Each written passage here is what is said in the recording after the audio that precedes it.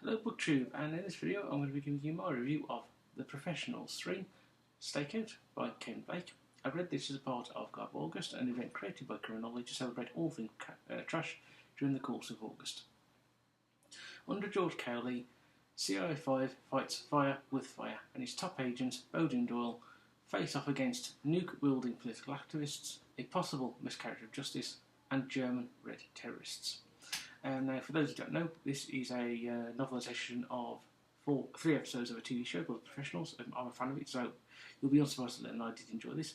The three episodes in question that were novelised were Stakeout, which was obviously the title story, When the Heat Cools Off, and Close Quarters, and they were all from the first series. And that was also true of the four episodes that were novelised in the first book, which was entitled Professionals, Where the Jungle Ends. I should also say that the author, though it says Ken Blake there, that's a house name. It was actually written by the science fiction author Kenneth Bulmer, who wrote most of these. There were four, I believe, he didn't write, and they were written by the science fiction, fantasy, and sort of general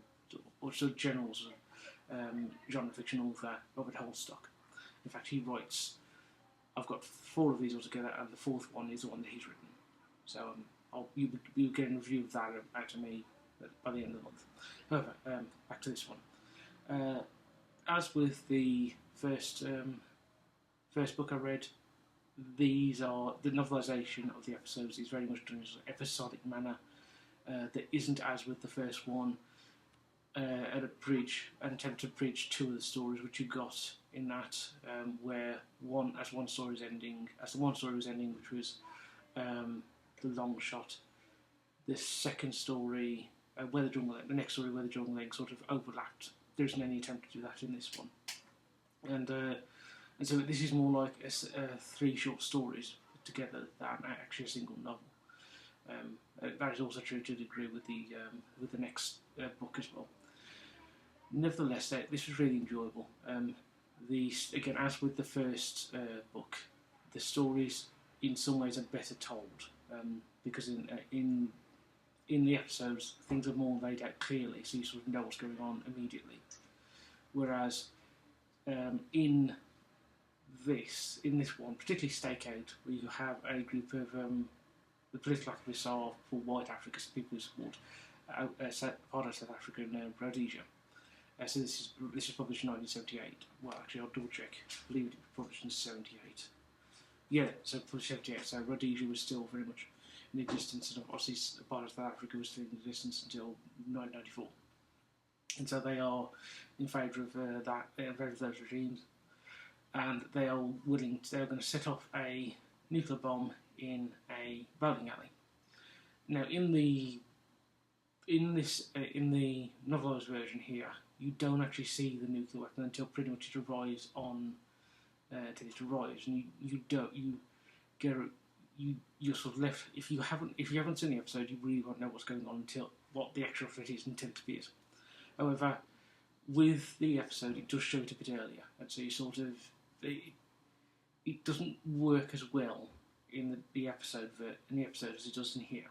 And I think they probably could have done, as with the episode of Ramos that was novelised in the first book. That was better done on the page than it was in the original TV show. And it's again there are changes in here, which I don't know if these were changes made by Kenneth Bulmer himself, or there were changes made as they were shooting episodes, because I know the scripts of the episodes that were novelised were shooting scripts, and I don't know if the shooting scripts changed as they were making them. But in the final part of the book, which novelises Close Quarter, which is where Bodhi, who is off duty due to injury, essentially discovers a group of German red terrorists, clearly inspired by the Red Army faction called the Meyer Helmut Gang, and he captures one of them whilst he's on leave with his girlfriend, going up the River Thames near Marlow, and the way he captures the terrorist in question makes a lot more sense, because they're essentially the terrorists are camped out on one of these small islands on the sort of bank of the Thames, with camping there. Whereas in the TV episode, they are actually doing it in a house, and so it makes more sense of Bo to be able to capture the man in this sort of camping area that they made, where the other terrorists are off doing something else, and he captures the leader, Maya, I believe it is, that way, and it does it better in the episode, in the novelisation. Now again, as with the first book, this really does get the sort of banter between Bodhi and Doyle quite well. It also gets their sort of relationship and banter with George Cowley, who's their boss, quite really good on the page. It very much comes through, and it's just recognisable what's there on the TV in the TV episodes themselves. And also the action is quite good. There's a close quarter. Large parts of that story are spent Bodhi sort of holed up in a country house under attack from Maya's allies trying to get him back, and the action there is done really well. So overall, this is really good. And as I say, in some ways, it's an improvement on the stories in the episodes, as they're shown in the episodes. And so I really enjoyed it. I like Kenneth Bulmer's writing style. The bits in the review of the first book, I did say there were some sort of cheesy bits where he would talk about CI5 as the big A, the big squad, the action squad.